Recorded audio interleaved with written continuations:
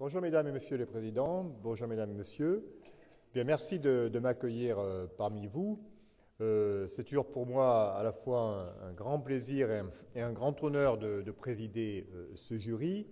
Et si c'est traditionnellement ma direction qui a cette responsabilité, c'est peu un hasard, puisque c'est nous qui, au sein des pouvoirs publics, sommes en charge des préoccupations, de mise en œuvre en tout cas des préoccupations qui concernent les très petites entreprises.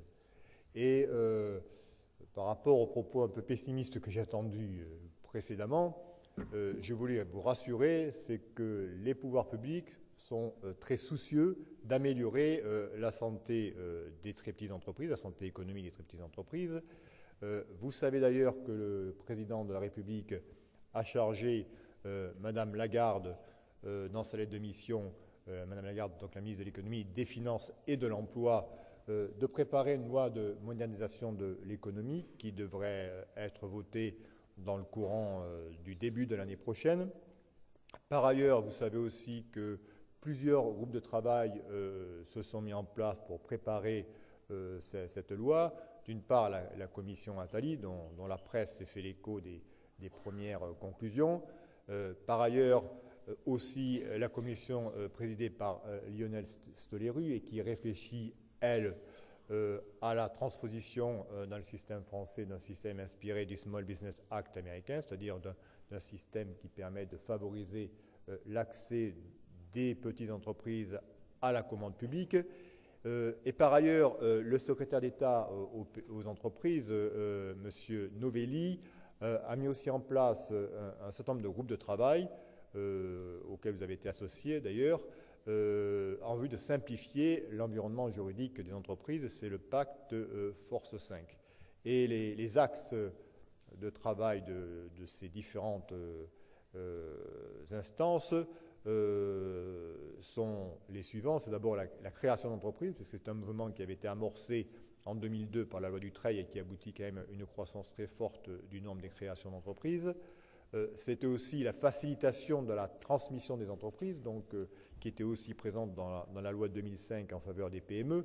Et là aussi, il y a une réflexion supplémentaire qui est en cours pour savoir comment on pourrait mieux aider le repreneur, alors que jusqu'ici, c'est vrai que les aides sont surtout concentrées sur le cédant.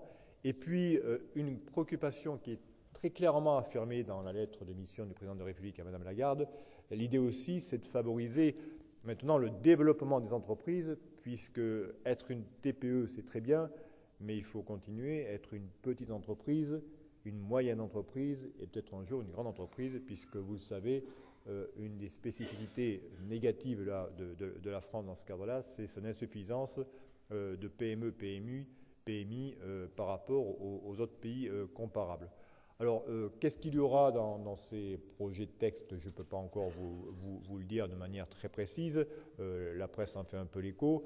Mais les sujets sur lesquels on réfléchit de manière prioritaire, c'est d'abord d'améliorer l'environnement juridique, fiscal et social de la petite entreprise. Ça, c'est un sujet général. Il y a des réflexions aussi autour d'améliorer, voire de généraliser le dispositif du rescrit, notamment en matière fiscale et sociale. L'idée aussi de réfléchir, puisque j'évoquais la question des seuils, enfin des développements des entreprises, d'essayer de neutraliser ou d'adoucir en tout cas les effets de seuil qui peuvent freiner la croissance des entreprises. Donc ça, c'est un sujet aussi. Et puis, dernier sujet auquel notamment le ministre Novelli est très sensible, c'est celui de la sécurisation des relations contractuelles entre les entreprises et leurs sous-traitants ou les entreprises pour lesquelles ils travaillent, grosso modo, mieux rendre prévisibles les possibilités de requalification des contrats d'entreprise ou des contrats de louage d'ouvrage en contrats de travail. Donc voilà les axes du gouvernement.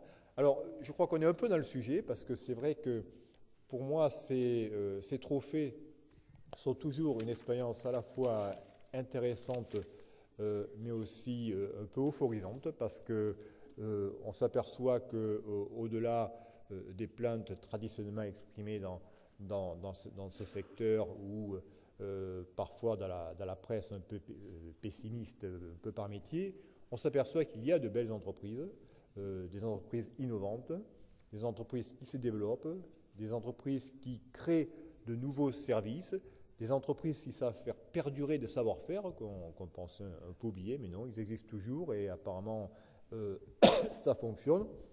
Donc ce travail que nous avons fait avec les autres membres du jury, excusez-moi, donc ce travail nous a fait bien voir qu'en France, on pouvait travailler de manière intéressante, de manière active, et puis on pouvait s'enrichir en travaillant, et je crois que c'est aussi une des préoccupations du président de la République, c'est que le travail paye.